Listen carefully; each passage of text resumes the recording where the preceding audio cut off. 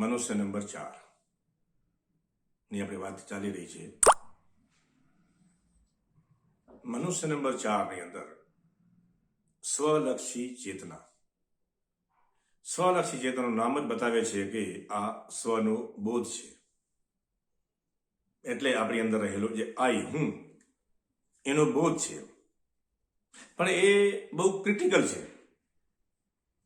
એમાં ઉલझવું બહુ જ્યાં માનવું ભ્રમિત કરે એવું છે.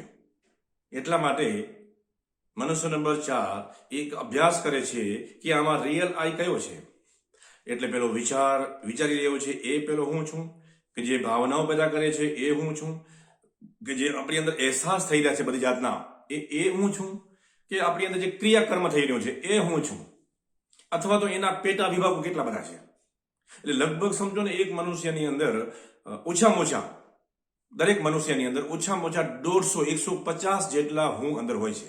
એનો જમેલો ઓછામાં ઓછા, પછી તો 200 હોઈ શકે, 500 હોઈ શકે, 1000 હોઈ શકે, પણ 150 તો હોય જ છે. એ 150 આપણી પાસે કશુંક ને કશું કરાવી રહ્યા છે. એ 150 આપણી અંદર રહેલા હું આઈ યા ઈગો આપને કાંક ને કાંક કરાવી રહ્યા છે અને આપને સવારથી સાંજ દોડાવી રહ્યા છે. એમાં કેટલી દોડધામ આપણા ફાયદા માટે છે, કેટલી દોડધામ આપણી ગેરફાયદે છે, વગેરે વગેરે બધું હોય છે. કેટલાક હું આપણે પતન તરફ લઈ જાય છે, કેટલાક હું આપણે ઉપર ચડાવે છે, અમુક હું આપણે માટે પોઝિટિવ હોય છે, અમુક હું આપણી અંદર નેગેટિવ હોય છે, અને એ બધાયનો જમેલાનું મિશ્રણ એટલે આપણે પોતે. આ બધી જ પરોજણની અંદરથી આ એક બધી જ ખીચડીમાંથી હું કોણ છું, અસલ હું કોણ છું, એને શોધવાની જે મથામણ છે એ મનુષ્ય નંબર 4 છે, અને એ કરે છે. અને જે આ મથામણ સુધી કોઈ પહોંચ્યા નથી એ બધા જ મનુષ્ય નંબર 1, 2, 3 છે. અને આવી કશીક મથામણ કરવી જરૂરી છે એવું એને લાગતું નથી. શું કામ નથી લાગતું? કારણ કે ભગવાન નામનો કોન્સેપ્ટ આપણી સામે આવી ગયો છે. ભગવાન નામનો કોઈ અલગ ચીજ છે એવો કોન્સેપ્ટ યા વિચારધારા આપણામાં ખોસી બિહારી છે. એટલે અને આપણે માઇન્ડને ખાસ કન્ડિશનિંગ કરેલું છે. એટલે આપણે આ જમેલામાં પડતા નથી. છતાંય પણ કોક કેટલા જન્મોની મથામણને અંતે કે જે ભગવાનના અસ્તિત્વ વિશે પણ ક્વેશ્ચન માર્ક લગાવે છે, અને એ શું છે, એ રિયલ શું છે ખરેખર, અને ભગવાનનું વાસ્તવિક રૂપ શું છે, અને ગીતામાં કહ્યું છે એ પ્રમાણે શું ભગવાન કેવો હોઈ શકે, વગેરે વગેરે. જ્યારે એની શોધની જ્યારે ખોજ થાય છે ત્યારે એ સીધી પહેલી તો ભગવાનની જ ખોજ કરે છે, પણ એમાં એને નિષ્ફળતા મળે છે. એટલે પછી એ થાકીને એ પોતાના સ્વયંની અંદર ઉતરે છે અને ખોજ શરૂ થાય છે. આ બધી જ પ્રકારની જે મેં કીધી એવી જે મથામણ કરી રહ્યો છે એ મનુષ્ય નંબર 4 છે. એટલે એમાંથી એને લાગે છે કે હા, આ આવો જ કશુંક એવો હું છે, આઈ છે, કે જે કશું કરતો નથી, કશાની સાથે લેવા દેવા નથી, અને એને કશું કરવું નથી, એને બંધન નથી, એને મુક્તિ નથી, એને કશું જ નથી કરવું, અને એ ફક્ત કાલે છે જ. અને જે કાંઈ થઈ રહ્યું છે એની હારે કશું લેવા દેવા નથી. એવો જ્યારે એની અંદરથી કશુંક એવું અવિનાશી તત્વ છે એવું જ્યારે એને બોધ થાય ત્યારે એ આત્મા હોઈ શકે છે. આ છે સ્વલક્ષી ચેતના. અને ભારતની અંદર એક મોટી આપણી શું કહેવાય, એક દુર્ભાગ્ય કહેવાય કે જે કહેવાય તે, આપણે આ સ્વલક્ષી ચેતનાને આત્માને અવગણ્યો છે. વાતો બધા કરે છે આત્માની. એક શેરીમાં રખડતું છોકરું, સ્કૂલમાં 5મું ધોરણની અંદર ભણતું છોકરું પણ આત્માની વાત કરે છે. લે કે આપણી અંદર આત્મા છે. લે બધા આત્માની વાત કરે છે, પણ કોઈને આત્માને અન્ય ખબર નથી કે એકચ્યુઅલી હોય છે શું એ. આ બધા આપણે કેવા ને કેવા ભેજામાં ઘુસાડેલા છે. આ બધું જ્યારે અંદરથી વિરામ પામે અને રિયલાઇઝ પ્રગટ થવા માંડે અને એનું હોવાનું બોધ શરૂ થાય ત્યારે એ અસલ આત્માનો પ્રકાશ ફેંકાય છે, અને ત્યાંથી એક ઓરિજિનલ મનુષ્યની કેટેગરી શરૂ થાય છે. એટલે મશીનમાંથી મનુષ્યનું જે રૂપાંતરણ છે એ મનુષ્ય મશીનની મશીનતા, એની યાંત્રિકતા ત્યાં ખતમ થવા આવે છે, અને મનુષ્યની મનુષ્યતા પ્રગટ થાય છે. એવી જે સિચ્યુએશન છે એ છે મનુષ્ય નંબર 4. અને એમાં જ્યારે એ પૂરેપૂરો સફળ થઈ જાય છે ત્યારે એ મનુષ્ય નંબર 4 ની કેટેગરી પૂરી થાય છે. તો અહીંયા મનુષ્ય નંબર 1, મનુષ્ય નંબર 2, મનુષ્ય નંબર 3 અને મનુષ્ય નંબર 4 એ ખાલી એક નંબરનો જ ફરક નથી. એ કેવું છે, એમાં બહુ જ ફરક છે. 1 અને 2 વચ્ચે પણ બહુ બધી કેટેગરીઓ છે અને ફરક છે. 2 ને 3 ની વચ્ચે પણ બહુ બધું છે અને 3 અને 4 ની અંદર પણ બહુ બધું છે. કેવી રીતે? જસ્ટ તમે કદાચ પેલા ધરતીકંપ થતો હોય ને તો એના રિચર સ્કેલનો આંક આવે છે કે 4 નંબરનો ધરતીકંપ થયો અને 3 નો ધરતીકંપ થયો અને 9 નો ધરતીકંપ થયો. અને જો 4 નો ધરતીકંપ 4 રિચર સ્કેલનો ધરતીકંપ થાય તો બહુ વાંધો નથી, પણ 8 અને 9 રિચર સ્કેલનો જો ધરતીકંપ થાય તો ખતરનાક અને શું થઈ જાય. અને જો 10 રિચર સ્કેલનો થયો તો બધો વિનાશ થાય.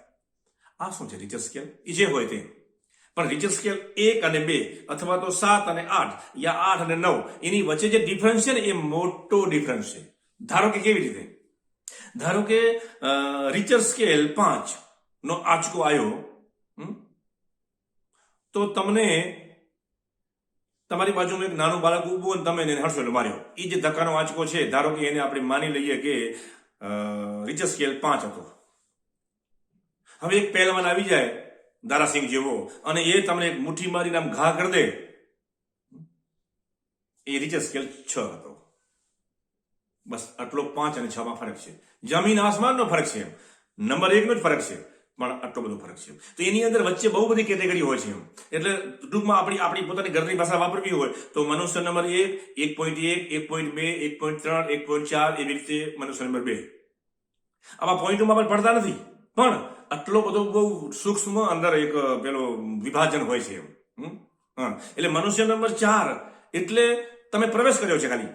એમાં ઘણું બધું હજી મનુષ્ય 4.1, 4.15, 4.20, 4.22, 4.25 એમ કરતે 4.99, 3.99 વગેરે વગેરે વગેરે આવી રીતે કેટેગરી હોય છે. ધીમે ધીમે વિકાસની અંદર પોઈન્ટ વધતા જાય છે અંદર અને ચેતના અંદર ડેવલપ થતી જાય છે. એટલે આમ આ 3 નંબર પૂરો થઈ ગયો એટલે હવે આ નંબર 4 આ 4 થઈ ગયો એવું ના હોય. એ શરૂઆત છે. એ હજી 3.1 માં છે, 3.2 માં છે, 3.3 માં છે, 3.4 માં છે, એમ 3.3 માં, એટલે કે 4 માં છે પણ હજી પોઈન્ટમાં છે. અને પૂરો 4 નો આંક આવે મનુષ્ય નંબર 4.0, મનુષ્ય નંબર પૂરો 4, ત્યારે એની અંદર પૂરેપૂરો આત્મબોધ હોય છે. આવી રીતે સમજવાનું છે. એટલે કોઈ વેમમાં ના રહેશો કે મને આમ 2-3 ચમકારા થઈ ગયા આત્મબોધના એટલે હું મનુષ્ય નંબર 4 થઈ ગયો. તમે થઈ ગયા, તમે એમાં પ્રવેશ કર્યો છે, પણ એ ચમકારાઓને એ બોધને તમારી અંદર સ્થાયી રૂપ આપવાનો છે. અને એની એ સ્થાયી રૂપ આપવાની કેટેગરીઓ, એની સાધનાઓ, એનો અભ્યાસ એ બધી સ્કૂલની કામગીરી છે. બજારમાં જે બધી વસ્તુ વેચાય છે ને જે અને સત્સંગો થાય છે એની અંદર ક્યાંય સાહિત્ય યા ટેકનિકો ઉપલબ્ધ નથી. એ તમને જાણે અજાણે કહે છે ખરા, પણ એને કેમ યુઝ કરવો અને એકચ્યુઅલી એને એમ આ સિસ્ટમ ઉપર કેમ એપ્લાય કરવું એ કોઈને ખબર નથી. અને એ કોઈ કહેતા નથી. અમુક લોકોને ખબર હોય છે, નથી કહેતા. કારણ કે ભારતનું આ અધ્યાત્મ એક મોટી મોનોપોલી છે. આવી જબરજસ્ત મોનોપોલી હોય એની આમ બજારમાં ન વેરી દેખાય. કારણ કે નચિકેતાની આગળ કઠોપનિષદનો નચિકેતા અને યમરાજનો સંવાદ છે. એમાં યમરાજ એની પરીક્ષા કરે છે કે તું જે વાત કરે છે એ મનુષ્ય નંબર 4 નચિકેતાને જે સવાલ થયો છે. હવે તમને જો રાઈટ એંગલમાં જોવું હોય તો કઠોપનિષદનો નચિકેતા મનુષ્ય નંબર 4 ની કેટેગરીનો હતો. અને એને એ આખો કઠોપનિષદ ની અંદર જે નચિકેતાનું જે સ્વરૂપ છે એ મનુષ્ય નંબર 4 નું સ્વરૂપ છે. એ ખોજી જીવ છે. તો દર્શક મિત્રોને મારી નમ્ર નિવેદન છે કે કઠોપનિષદ જે છે ઉપનિષદ એની અંદર નચિકેતા અને યમરાજનો સંવાદ તમે સાંભળજો. અને એમાં શું શું બને છે અને એ શું સંકેત કરે છે એ બધું જ મથામણ છે. નચિકેતાની બધી જ મથામણ છે એ મથામણ મનુષ્ય નંબર 4 છે. હવે બીજી ભાષામાં તમને કહું તો તમારી અંદર એ નચિકેતા જેવી કોઈ મથામણ શરૂ થઈ નથી તો તમે હજી મનુષ્ય નંબર 1, 2, 3 માં જ છો. આ એનું પેરામીટર ફૂટપટ્ટી છે. તો એને તમે માપી લેજો ઘરે કે આપણે કેટલા પાણીમાં છીએ અને આપણે શું શું બજારમાં વાતો કરીએ છીએ અને આપણે આપણી જાતને આપણે શું માનીએ છીએ. તો હવે વિચાર કરો કે નચિકેતાના જે સવાલો હતા અને નચિકેતા જે કાંઈ જાણવા માંગતો હતો તો શું એ બધું સાહિત્ય યા એ બધી ટેકનોલોજી યા એ શિક્ષણ શું બજારમાં જ્યાં ત્યાં અવેલેબલ છે, હાજર છે? પણ આમ વીખી નાખેલું છે. ક્યાંક ક્યાંક ટુકડા છે, અહીં એક શબ્દ છે, અહીં એક વાક્ય છે, પેલું આમ છે. એવા બધા જ અનંત મથામણથી ભેગું કરીને તમારે એમાંથી એક શીરો બનાવવો પડે, પછી કાંક તમારા કામનું વાત આવે. પણ સ્કૂલની કામગીરીની અંદર મનુષ્ય નંબર 4ની જ રેસીપી પીરસવામાં આવે છે. અને સ્કૂલનું કામ જ છે કે યાંત્રિક મનુષ્યને મનુષ્ય નંબર 1, 2, 3 ને મનુષ્ય નંબર 4ની કેટેગરીમાં લઈ જવું. હમણાં જે આપણે વાત કરી નચિકેતાની, તો નચિકેતાને જે બધા સવાલો થયા અને જે કાંઈ એના દિમાગમાં બધું હલચલ મચી, એટલે એ યમરાજ પાસે પહોંચ્યો. તો એની અંદર એક વસ્તુ ખાસ નોંધનીય છે એમ કે એ મૃત્યુની ખોજમાં નીકળ્યો હતો. એ સવાલો બધા મૃત્યુ વિશેના છે. તો એમાં ત્યાં શબ્દ ભગવાનનો કોઈ શબ્દ નતો આવ્યો કે મને ભગવાન મેળવવો છે યા આ છે તે છે વગેરે. મૃત્યુ શું છે એ જાણવું છે એમ. તો જ્યાં સુધી મને ભગવાનની ખોજ છે ત્યાં સુધી હું ભૂલો પડેલું છે. મારી ખોજ મૃત્યુની હોવી જોઈએ. અને જો મારી મૃત્યુની ખોજ હશે તો એ મૃત્યુની ખોજ કરતા કરતા મને પરમ તત્વની મુલાકાત થઈ જશે. અને હવે આ બધું કરવું હોય તો મારે શું કરવું જોઈએ? તો હવે જ મને અસલ ગુરુની જરૂર છે. હા, તો બીજી ભાષામાં કેવું હોય યા બીજા શબ્દોમાં કેવું હોય તો કોઈ દરેક મનુષ્યને જ્યારે કોઈ ગુરુની જરૂર શા માટે પડે છે એમ? તો જ્યાં સુધી આપણી અંદર નચિકેતા પ્રગટ નથી થયો ત્યાં સુધી આપણે ગુરુની જરૂર નથી. અને જો આપણી અંદરથી નચિકેતા ડોકા કાઢતો હોય તો હવે આપને ગુરુની જરૂર છે એવું તમારે માની લેવાનું. અને પછી ગુરુની શોધ કરવાની છે.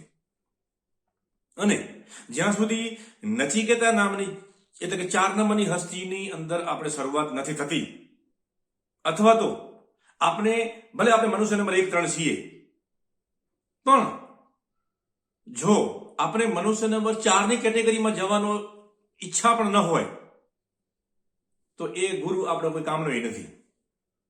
હા, પેલી મને ઈચ્છા થવી જોઈએ કે મનુષ્ય નંબર 4માં મને જવું છે, અને એના પહેલા મનુષ્ય નંબર 4 જેવું કશું હોઈ શકે એ ખબર હોવી જોઈએ. અથવા તો મનુષ્ય નંબર 1, 2, 3 જે છે અને ત્યાં તમારે રહેવું હોય તો તમને આ સંસારમાં કોઈ ગુરુની જરૂર નથી. યાદ રાખજો, જો તમને મનુષ્ય નંબર 4ની કેટેગરીમાં નથી જવાની ઈચ્છા તો તમારે મહેરબાની કરીને કોઈ ગુરુઓ આગળ જતા નહીં. એ ગુરુ તમારો કશું જ કલ્યાણ નહીં કરે.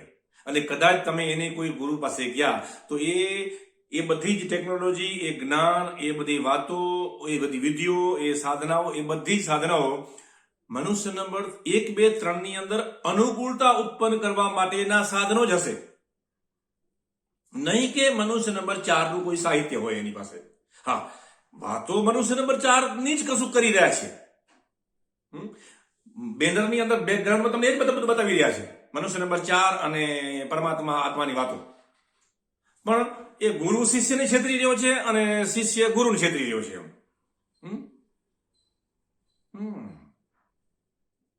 શિષ્યને એમ થાય છે કે મેં ગુરુ કર્યા અને મને કશું ભગવાન પ્રેમ છે, પણ એકચ્યુઅલી મને સમસ્યા મારી સંસારની જ છે.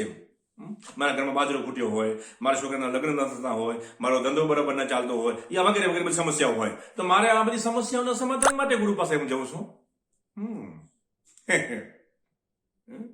અને ગુરુને એમ કે એક બકરો હાથમાં આવ્યો એને વધારી નાખો, એને જાગવું હોય કે ન જાગવું હોય એમ, તો આપણા 500 વાંચા, બસ આ ચાલી રહ્યું છે.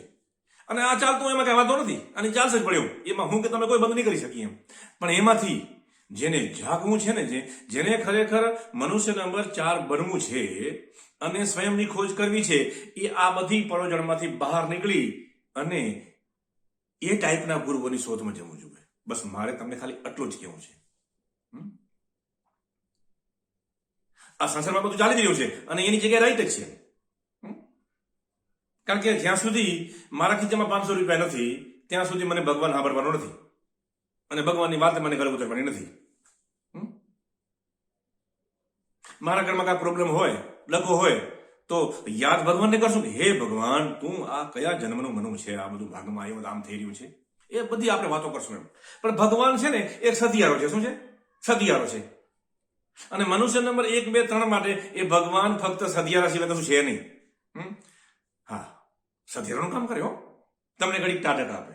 હે ભગવાન, હે પરમાત્મા, તું મને શાંતિ દે, એટલે મનુષ્ય નંબર 1, 2, 3 માટે ભગવાન એટલે એક સુકૂન અને સધિયારો. ઘડીક વાર તમને આમ સંસારના તાપ છે ને એમાં થોડીક રાહત મળે, એનાથી વિશેષ કશું જ નથી.